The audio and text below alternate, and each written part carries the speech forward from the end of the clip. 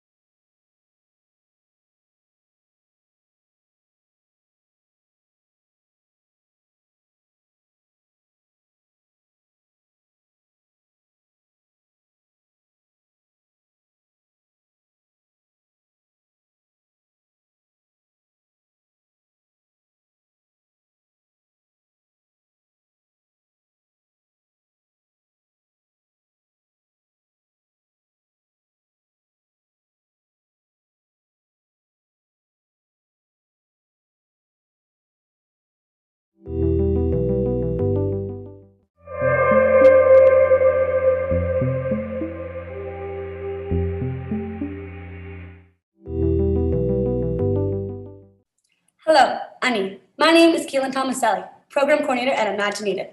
I am an Anishinaabe Kwet from Shuswagwan First Nation, which is located on Manitoulin Island in Lake Huron, Ontario.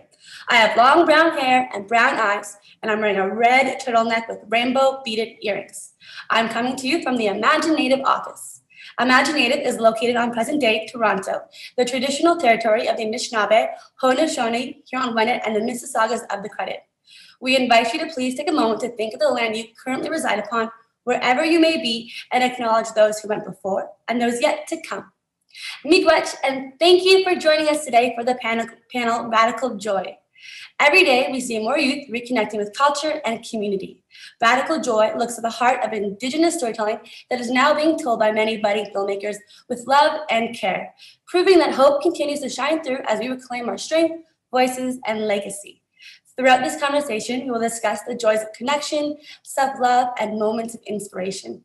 And I'm so excited to introduce Dana Solomon, Kijâtai-Alexandra, Veillette-Cheezo, Kay-Chan, Kayla, Hamilton. And I'd love to take a moment for everyone to do a round of introductions and just tell us who you are, what your practices are, and let us get to know you a little more. We can start with Dana. Ani Kinawaya, Dana Indigenous, Selkirk, Manitoba, and Donjaba. Hi, everybody. I'm Dana Solomon. I'm Anishinaabe and Afro-Guyanese. I'm an emerging filmmaker, dancer, and I'm also an actor. I have long, curly hair. I'm wearing a black shirt and purple lipstick today. I am the writer and director of The Strength of My Spirit, which was selected for this year's Imaginative Film Festival, which I'm really excited about. Hey, thank you. Kayla? Kia ora koutou, ko Kayla aho, here at tēnei no Ngāti Kahungunu ki te Wairoa me Ngāti Parau. Hi everyone, my name's Kayla. I'm a Māori filmmaker from Aotearoa, New Zealand, and I live on Waiheke Island. I'm an emerging filmmaker, and my short film Kahurangi is screening at Imaginative, which is very exciting. I have long blonde hair and brown eyes. I'm wearing a green cardigan and a green stone pendant, and I'm sitting in front of a white background. Teja? Kwekwe kakina. My name is Kijâtai-Alexandra Veillette-Cheezo. No worries. I'm an Anishinaabe too. I was born in Val-d'Or. My family's from the Lac-Simon community. I've been living 12 years here in Montreal. I've been doing some short films. Right now, I'm a student in journalism, which is something that I'm really passionate about, to be able to have different voices in this industry. So I'm the director also of Who Damon, which is the short film that was selected here at Imaginative, which I'm really happy about. I don't know, mi-long, what's the word for that? Not long, but in between, medium hair. Thank you. I have medium curly hair too, dark brown. Wearing red lipstick and also, I don't know, shimmery, is that a word? Yeah, some shimmery golden brown top with books in the background. I'm in my office here in my small apartment. So I hope everything was okay. Hello, my name is Kay-Chan. I am Métis and Singaporean Cantonese, and my pronouns are they, he, she. I'm currently residing in Toronto, Ontario, though I was born in Vancouver, and I have been generally raised across Canada for the most part. And also my short film, Will Flowers, is being premiered in Imaginative. I'm very excited. Thank you. Thank you, everyone. Yeah, all the short films were so good. Like, they really brought so much joy to me while I was watching. Like the connection, the language being involved, the self-love that you can just tell that's being grown in as you watch the films. So I just really wanted to say that I was touched by each of one of your films. They're so good. Maybe we can go around and just tell each other how y'all got into your practice, or how you got into making your film. I'd love to hear more about the background of that and the insight. Switch it up. Okay, all right. Sure. So growing up, I danced a lot. So I was doing a lot of performing arts, lots of dance competitions, things like that. I wanted to be a professional dancer, but unfortunately I keep injuring myself, and I had this big hip surgery, which kind of put me out of dance. But luckily, as I was growing up, I also had a big passion for filmmaking. So I just made, random films for myself and at high school. And then I decided after high school to go to film school. And I got into the writing and directing side of film school, which was really good because we got to make a final project. So I got to make like a semi-professional short film, which is the short film Kijâtai-Alexandra that made it into Imaginative. So yeah, I guess that's how I got into filmmaking. It's just from a background of performing arts. That's beautiful. Thank you, Kayla. And I'll go with Kay. Thank you.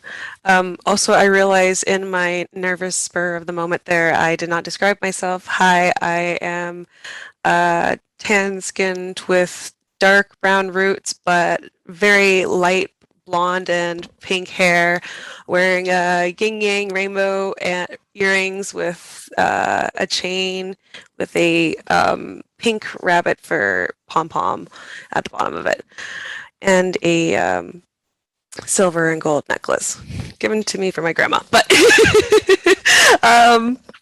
yes, thank you. Yeah, so how I got into filmmaking, well, my grandma, and so growing up, I was very much raised by my Cantonese Cantonese grandma and my great grandma, and they didn't know much English either, so they sat me in front of the TV a lot. So that's how I say I learned English myself. In a world where we're trying to bounce around with different languages. Singaporean culture is very interesting, where our sentence structures can be in half English and half Chinese, Cantonese, or Mandarin, and it can be very confusing coming right out the womb,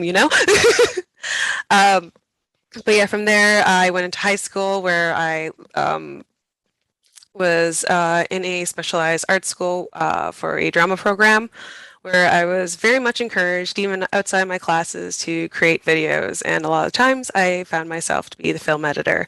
So my main practices is film editing, I would say, and digital media. Though I've been going along with playing with experimenting with more physical arts, I would say, whereas beading and sewing and whatnot.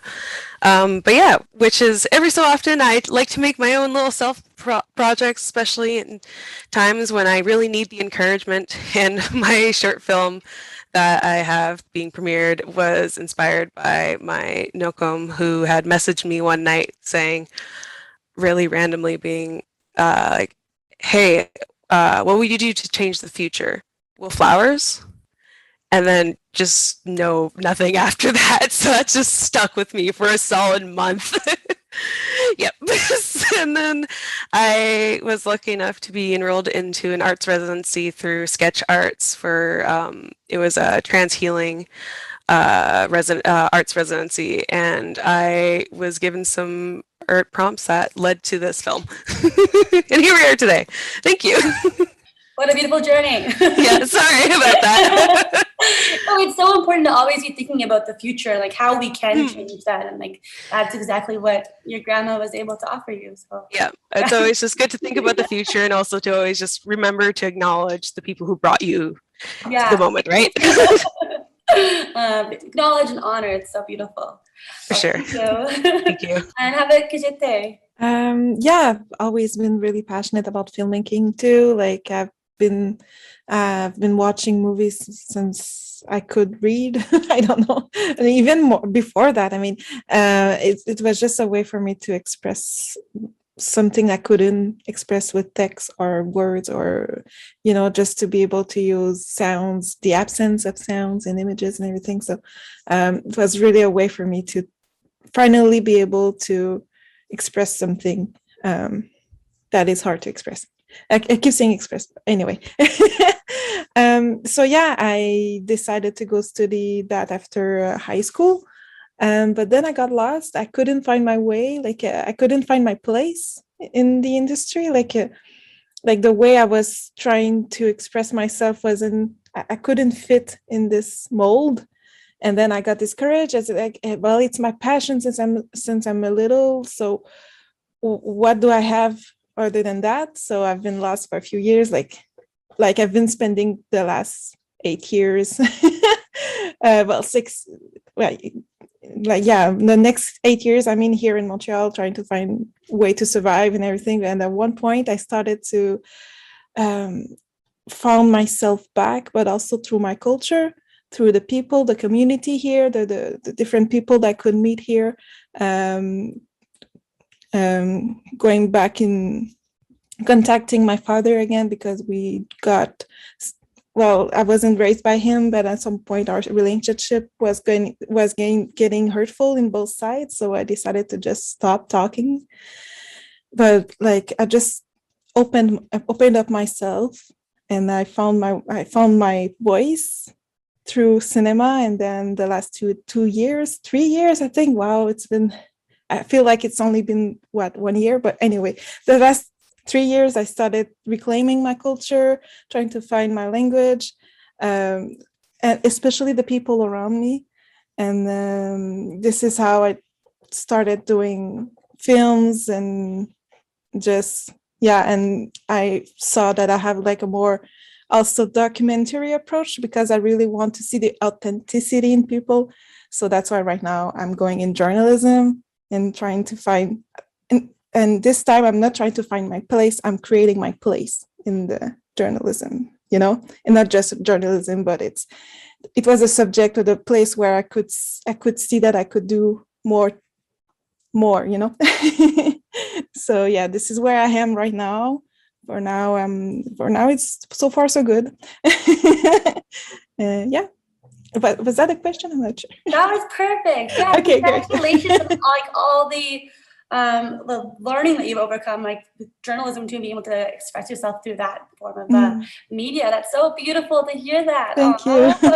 I'm glad that we have Odem in a part of the programming. Sorry? I'm glad that we're able to have Odem in a part of the programming. Yeah. I can see a lot of what you just said in that film. It's so beautiful. Thank you for sharing that with us. Well, thank you. and how about you, Dana? Well, my like journey into filmmaking was similar in dance. I started off dancing. I grew up in Selkirk, Manitoba, and then there was a school, Roller Winnipeg Ballet School in Winnipeg. I would get my mom to drive me to that school for dance lessons back and forth. So the journey started with performing arts. And then when I came to Toronto, I started working at Toronto Council Fire Native Cultural Centre, and I've been there ever since. I work with youth, and I've been really inspired by community and the youth, and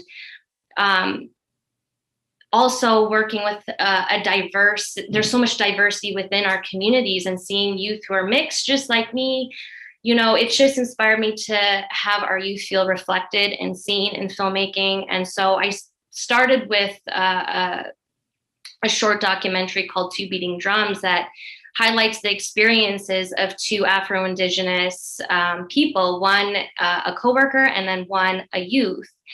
And then it just kind of evolved from there. It just felt like a natural transition, because I think at the core of everything I do is education and awareness. So that was kind of the transition. And then Strength of My Spirit, which is the film that is selected. It's my now husband. I just got married two weeks ago now, but it's starring him, and it's thank you. I'm still on cloud 9. It's just exploring his journey with reconnecting to culture through the relationship of his hair, and I get to witness it every day. And I was really inspired by that.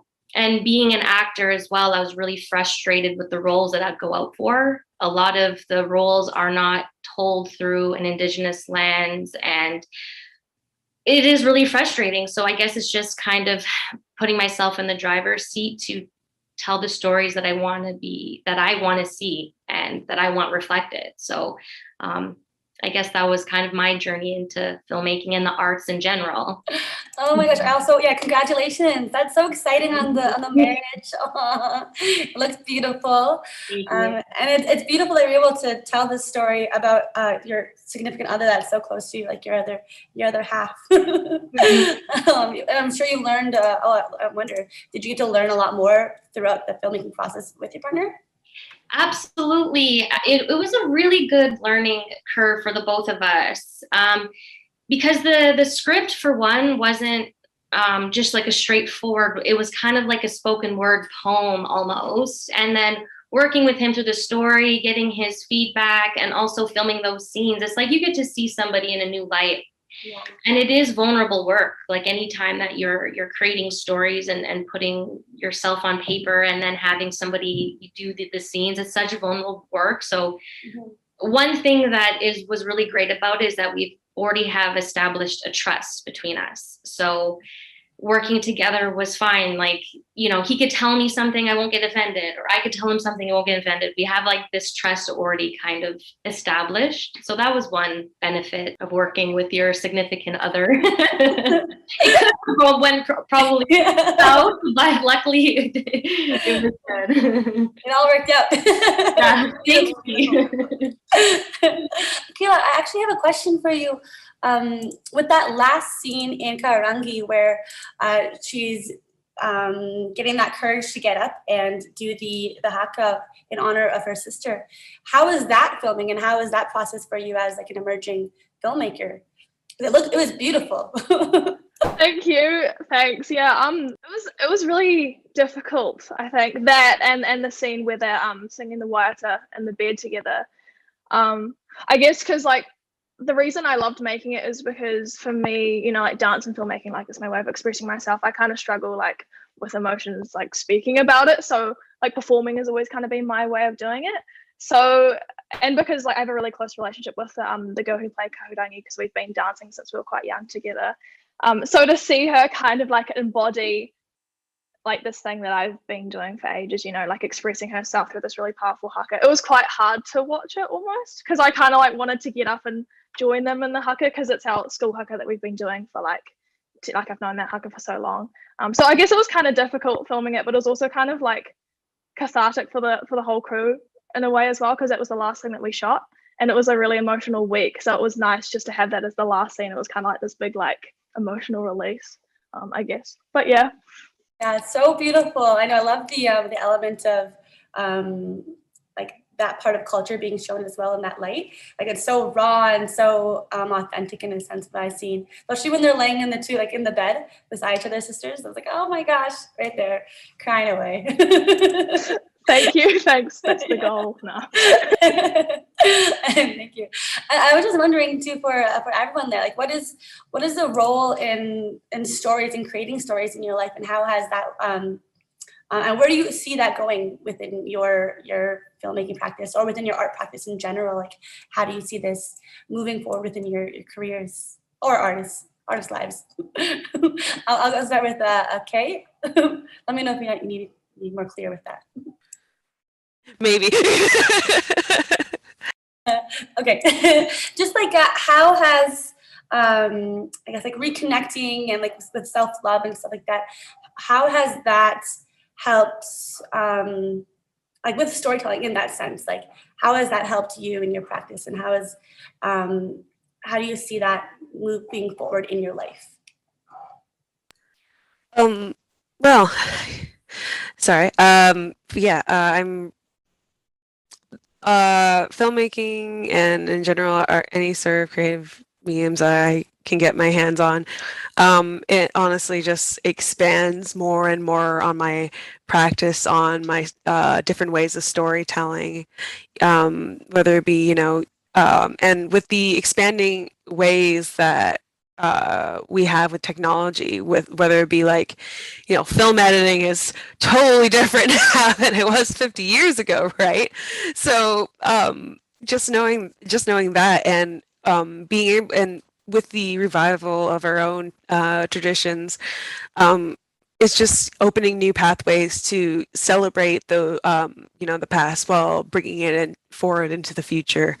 And it's when it comes to my filmmaking, and also just thinking positively of the future. I can be very stuck in the moment sometimes, but I'll take a moment to myself and just think if we could just be at peace, if everything could just, if we could just have land back, but and just imagining forward through that and just having those spaces where we can all be welcome in there.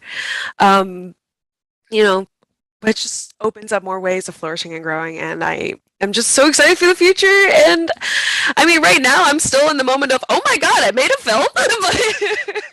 Every time I make something, I swear. But oh, it just sometimes when it comes to the new project, it's just a once in a moment thing where someone might say something to me and I'll just be stuck on it. Willflowers was such a cute little animation. I loved it. It was so simple yet beautiful. It had this whole story in it. Thank you. How has your journey with animation been? Like, how did you get into, I guess, creating animations? I guess is my question. So through my video editing career, so I was fortunate enough to go to Fanshawe College for interactive media design production. I mainly took that because I knew they had more advanced video editing and VFX courses and more artistic classes. Though at the same time, what drove me back was that I could not code nor see code. So I did not graduate, but I kept all that knowledge with me and just said, you know what? This piece of paper is not going to stop me from making something that I want, that I want people to see and just share, just share that experience with everyone. And I think, a thing for me is that I just absolutely love video editing because it allows people to share your perspective, is whether it be, just having your eyes follow things and just starts expanding more. So I knew some video editing techniques, and then the past Christmas, someone dear to me had gifted me an iPad Pro, and they just added Procreate for me, and I was like, okay, I guess I'm trying, and figured out the figured out from that knowledge, plus kind of just having a moment to illustrate and expand from that. It's been an interesting thing that I would want to learn more, but we'll see how we get there. Oh, exactly. Though it's all about exploring. You never know where that'll end up within your life. It takes you anywhere. Exactly. I just love exploring all the different art mediums that I can get my hands on and just see where it takes me. There's no limitations out there, right? None. And how about you, Kijâtai? How has the role of storytelling helped you in your life, as well as reconnecting and self-love in that sense? Oh, wow. Okay. That's a question I'm still thinking about. I think the fact that we're creating our own stories and people are listening to us is really amazing. Just with Reservation Dogs, I mean, we were at the Amy's. I don't want to take their moment, but we had some representation at the Amy's. There was some red carpets and everything. I'm just thinking about that, just the fact that people can finally listen to us tell our own stories. It's so much. It goes towards healing. This is where we can start healing, just by starting to talk, but also just people listening to us. And that's why I made my film. Well, I made it during the pandemic. I don't know if we had a pandemic, and I was really isolated and with my dark thoughts, and I'm like, I need to take them out of there and just trying to create something beautiful with that, because I know there's dark moments and beautiful moments as well. And I did it for myself first because I needed to express myself, like I said earlier. And I knew there's some people who has the same thoughts, but they are also isolated and they don't know that they are not alone. And I wanted to reach out to people, to connect with people that way, by just being really vulnerable in front of the camera. in my last project, I also was even more vulnerable in another way. I took a 360 camera and put it in front of my apartment. I didn't even do any cleaning and everything. I had some mental breakdowns and everything. So I love editing too. So yeah, I did some a 360 project with that. I mean, yeah, I just want to connect with people, and I'm so grateful that it has people have been reaching out to me to talk about this film, and I'm really, really touched that people are, well, they heard me.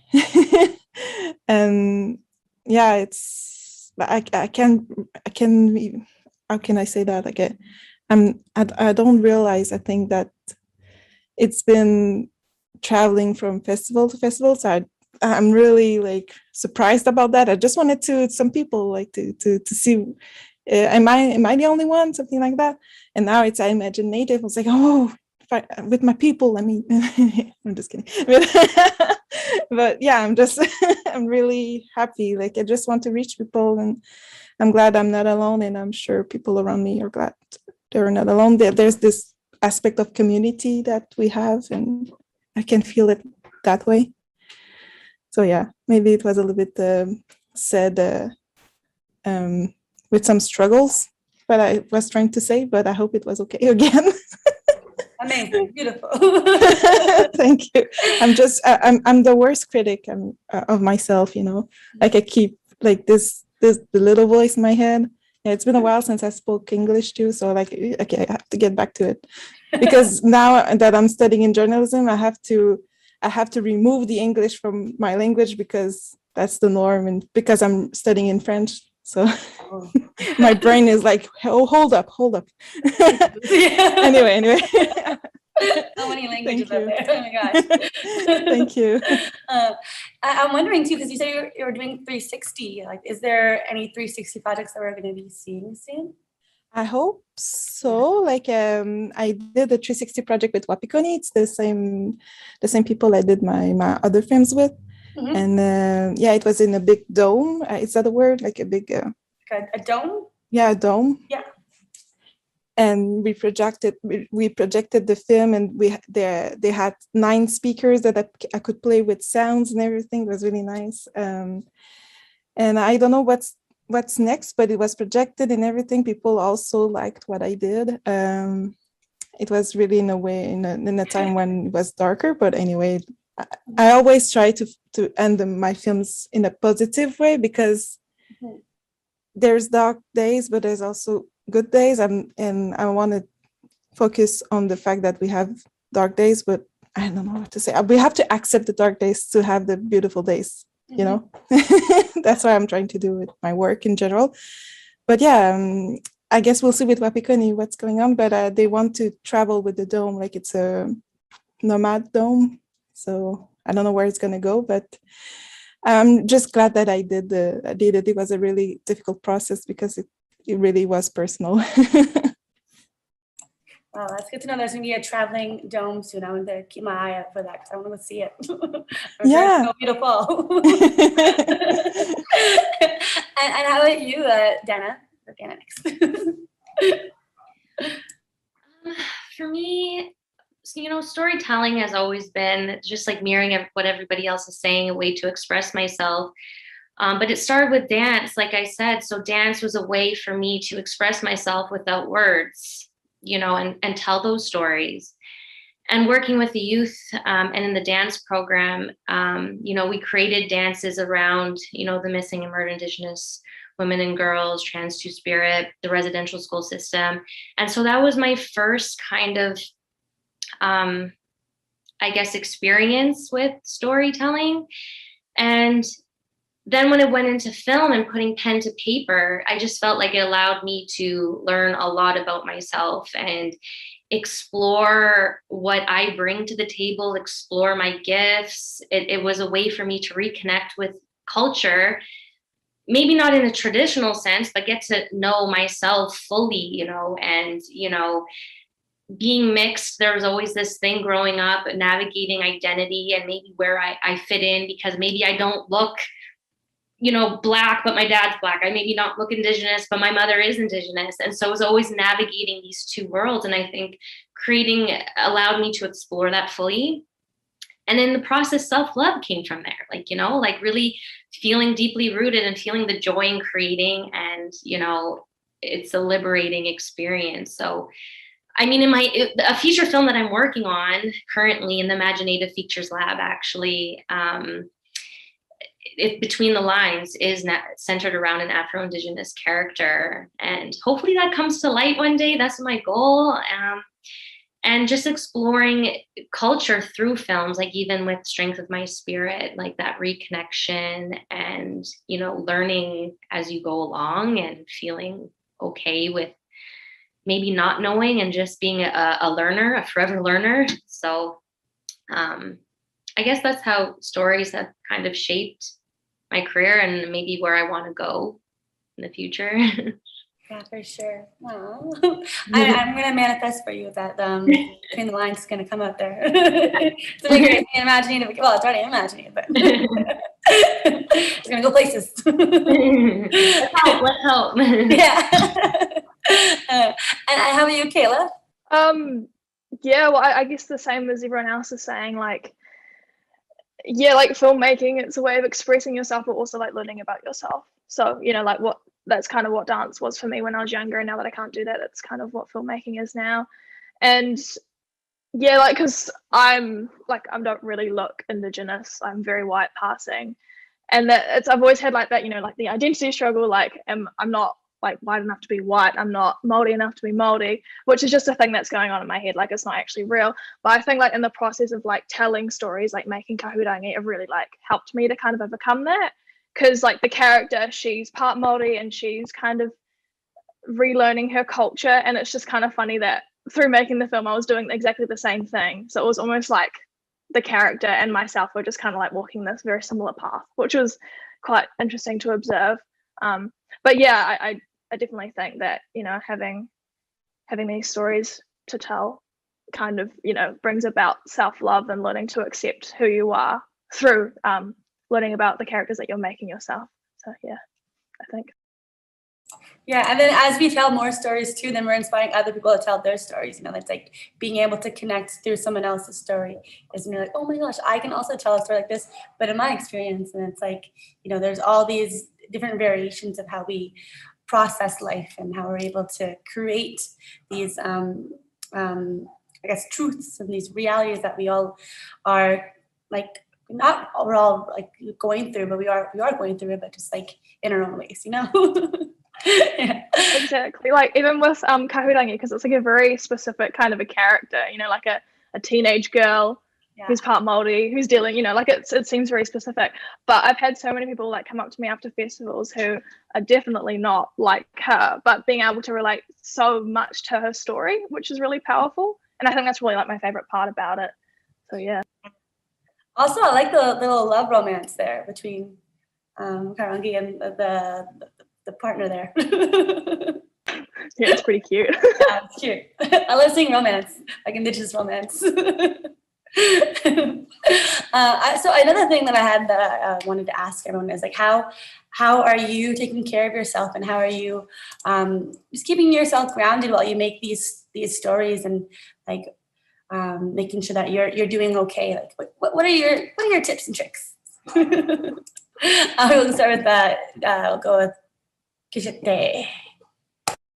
Yay. I forgot to say also like that like Damon was about self-love, and like that's why I didn't answer fully the other question, but like it's definitely trying to find myself and my love for me in this film, but that's part of how I'm taking care of myself. Like I said, I started reconnecting with my culture, but I love singing and drumming. It helps me recenter myself. I have my little behind me on my shelves. I have some sage and sweet grass, so when I need it, I can just in front of my window, like I can just reflect. That's the word. But most importantly is I started to just do one thing per day. Like sometimes it's hard to do all. You see all you have to do, and then I get anxious and then I do nothing. But just one thing, and I'm so proud of myself. But if it's more than one thing, and I'm even more proud, you know, because yeah, it's been a couple of hard months lately. So yeah, and just not to be too hard on myself too. Like I was raised in a way that if you do nothing, or if you do nothing in parentheses, like if you're binge watching a series all day, you have to feel bad because you weren't productive. But in a way, you were productive because you were taking care of yourself. You know, same thing. If you just need to sleep. I mean, you sleep so you can be your best self after. So that's what I'm trying to to do, like to teach myself and also take care of my inner child. So that's why I'm singing, because I'm saying to me, I'm learning my language. Like I'm learning a little Kijâtai, how to sing the songs in Anishinaabe, in Ojibwe. I'm just taking care of me. Yeah, falling in love with me, and it's a long process. It's been 3 years, like I said, so, but it's getting there. So yeah, it's a long answer. Sorry, but it's yeah. Thank you. Never too long of an answer. We got time. And the people around me also. The Yeah. people around are really important. So, Mhm. yeah. Yeah, it's always like a healthy reminder too. It's like surrounding yourself with good people. Sometimes it seems like it's not that easy to do, but once you realize that yourself is the most important part, and that those people aren't serving you a purpose, then that's okay. Yeah. It's not meant to be a part of your life. As long as you're happy. Yeah. Exactly. Healthy reminders. Yeah. Thank you. And how about you, Kay? Okay, cool. Hi, there you I think go. I figured it out. All right, Yeah. sweet. How I'm taking care of myself these days, especially in the warmer months. I love gardening, so any chance I have, any sort of space is just covered in plants. I mean, that being said, I have a cat, so it has to be outdoors. So, but yeah, I started gardening a few years ago. DW warning, mention of police, but I had some alterations with the police in the past, and I ended up also coincidentally living right across the street from them. So a big part of my healing process was that I started gardening so that I could just green cover my view so I wouldn't have to see them. And in the process of gardening, that taught me a lot about just how nature prevails. Really, I had also made a film relating to that quote, nature prevails, a year or so before. Gosh, how long was that? It was then the first year of the pandemic. Yeah, it's been a while. But yes, gardening has definitely been a huge part of my healing process, and whether it be just growing my own plants, or just seeing like weeds grow in a sidewalk, I'm just like, look at you go, you'll do whatever you want, no one can stop you. Or like whatever, seeing the spiders growing and you're on the 20th floor, how did you get here? Or just every so often you see kids just being kids, like, maybe we'll be okay. Maybe. They say the darnest thing sometimes, but it makes you proud, especially I recently got to see my younger siblings for the first time since like Christmas before the pandemic. So like that was a huge, big healing thing for me. So, and like seeing them all like grown up and whatnot, but like seeing how like loving and accepting they still are, and just being like, wow, their generation seems to have gotten it a lot better than mine. So, and been a lot more loving and accepting. So seeing those potentials of futures, and also having moments where I sit back and talk to people who are like, whether my grandparent, like all my grandparents, my parents, and just like, talking to them about whether it be like gender and like current issues and stuff like that, and just having that moment to sit with them and have that conversation, it's just, I'm just finding my own little power in myself to speak up a bit and just being like, hey, if we want this awesome world to still be some radical joy, we gotta say something. So yes, gardening and speaking to others, and just being around loved ones for sure, and hug your pets. I need a cat. Hug your cat as soon as you get off this call. I know it's crazy too, like how much time is non-linear in the pandemic. I feel like in the beginning of the pandemic, my little siblings were like 5, and now they're 7. Like, how did that even happen? They're like little preteens, basically. They're my brother was shorter than me, and now he's like starting high school, is taller than me, and his voice dropped, and I'm like, hello sir, who are you? I still have like your toddler photos on my table. What are you talking about? Oh, that's so funny. And how about you, Dana? How do you take care of yourself? For me, it's still a journey, honestly, because I'm so used to like go, go, go, go. And if I'm not busy, I feel like, am I not doing something like this? I don't know if it's this fear of like, I'm not doing enough because I'm just doing resting. But I guess rest, recovery, and, reflection it has to be purposeful for me, like really purposeful. But I love camping. I love going out for hikes and stuff like that. So anytime I get to go outside is amazing, because I live in a very tall building where it could feel very closed in, and, there's no balcony. So I really have to try to make time for outdoor time and being outside. I do have a 3-legged cat. I have a cat. His name is Hunter. He has 3 legs. And, he's the best, and he's the most like affectionate cat in the world. So, he helps me pause a bit, because he's an aggressive cuddler. Like even if I don't want to, he wants to. So that's always a good thing. But, also too, I want to say it's like a lot has happened in this pandemic, like so much has happened. And I think, really trying to be kind to myself, constantly reminding myself, like, this has been a long pandemic, and not only that, there's so much that has happened in this time. So pausing is okay.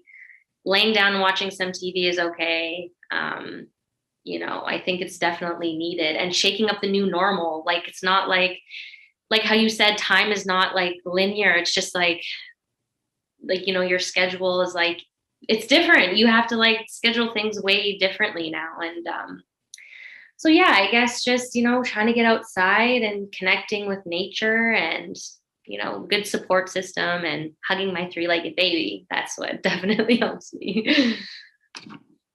So big tip out of all this: hug your cats, hug your animals. And how about you, Kayla?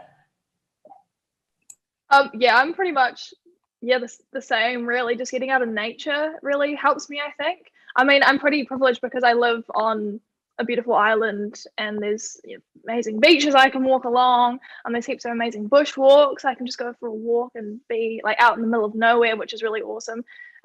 Whereas you can't really have that if you're living in a city. So I'm really lucky that I can do that.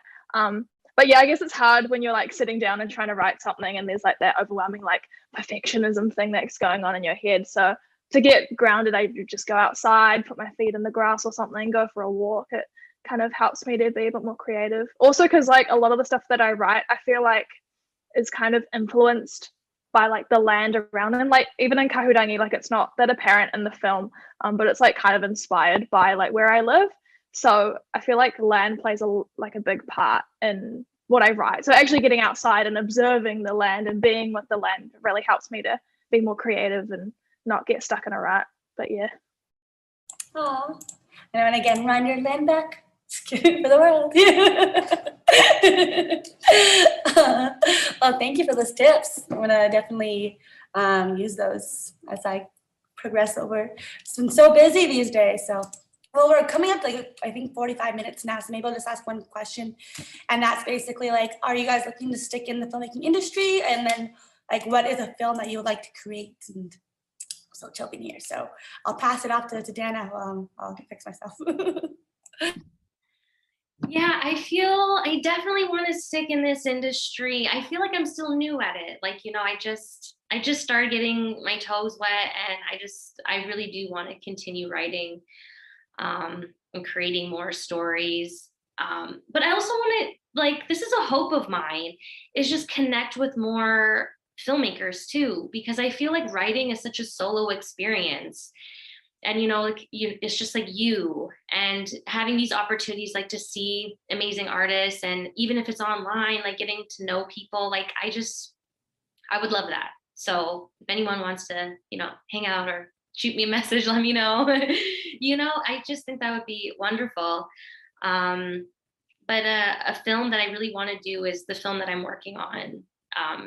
That's the film that's in my mind a lot, between the lines, and hopefully it's a feature length, and I'm really hoping to get that off the ground one day. So definitely would like to create more stories in the future. Mm. So exciting. We'll have to get everyone's socials afterwards. Yeah. And then how about you, Kijâtai? Yes, definitely. I mean, I found myself through film, and I want to keep going that way, because now I know what drives me, what makes me want to continue. I don't know. That sounds dark. I mean, I just found a way, that passion. Well, moody. Sorry, I'm trying to find a way to say it in my. I just have it in French in my head. Sorry, but what I want to say is just, I want to find. I know where I am. I know what passionates me. Is that a word? Is that a verb? Passionates? Yeah. No. It could work. Okay. Yeah, say it in French too. We can figure a way to translate it. Well, now my brain is going to be mad at me if I mix two language. But thank you. Yeah, no, I know who I am. I don't know fully who I am. I'm on the way, and I think everybody's on the same path, like to find themselves. Anyway, yay, great.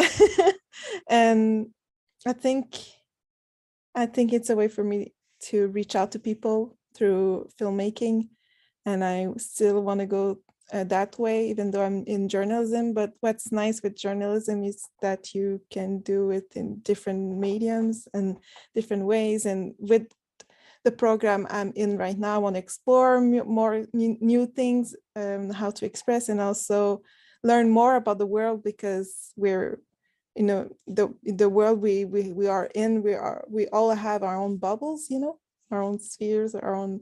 So I want to go explore more than that, like, you know. So yeah, I think I'm on my way. I'm on the right path, and I want to keep going there, because since I started listening to myself in my heart, I know it's cliche, but since I started listening to me and stopped doubting me, things have been good. And I surround myself with great people too, so it helps a lot. So yeah, definitely want. Sorry. Oh yeah. Okay. I stop talking now. I'm letting you speak, and I feel like what I'm hearing too a lot is like the trust that we build within ourselves, and how that can take us like to learn more about ourselves. So, you know, trust is always a good thing. And note that down too, to tips and tricks. Yes. And then how about you, Kay? You're thinking about sticking in the industry and creating more films. What kind of films would you like to create? Dream film? It's doing the thing again, Kay. Yeah, sorry. I've got this like whole double unlock thing going. But yeah, I definitely plan on staying in the film industry. Artists. I'm pretty sure I just had my grandma message me being like, "Hey, are you going to retire sometime?" And then I said, "Retirement? What's retirement? I'm an artist. I'm just going to keep making until, you know, something stops me from living.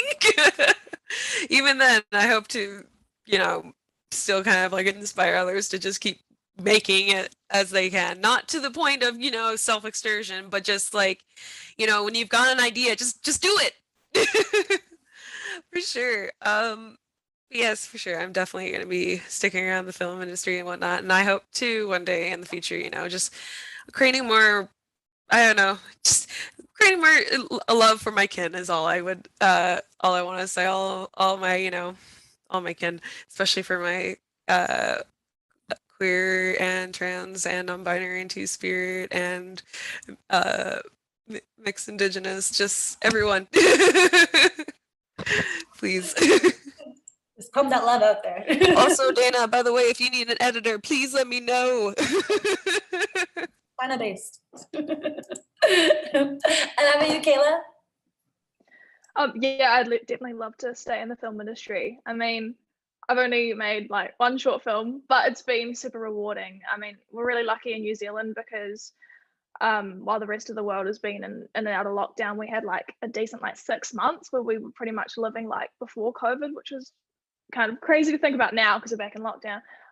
But during that 6 months, I got to go to 2 Indigenous film festivals in New Zealand, and it was just so awesome to connect with other filmmakers my age and other people dealing, with the same issues. And yeah, like that just really inspired me to want to create more. So I want to make another short film, and then I guess maybe in the future it would be cool to do a feature film, but I guess we'll see how it goes.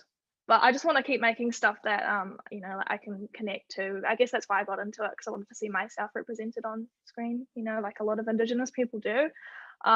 So yeah, I want to make another film based in my community and help other like rangatahi, other young people in my community to experience filmmaking. I think that'd be kind of fun. But yeah. It makes me just more excited for like future festivals, like with Imaginative and physical, because usually we have everyone come over to Toronto as this beautiful gathering, and it'd be so beautiful to have you all in the space together, and we can have this conversation on the stage in front of an audience, get food afterwards, I know my first year in 2019 was like, that was the experience I got to have. So I was very fortunate to have that one like a normal festival before we were all on demand. So I just want to say thank you so much for lending your voice, your stories, and getting to let me know a little more about you. I can't wait to actually like carry on this relationship and see where our friendships can go. So much in the world out there.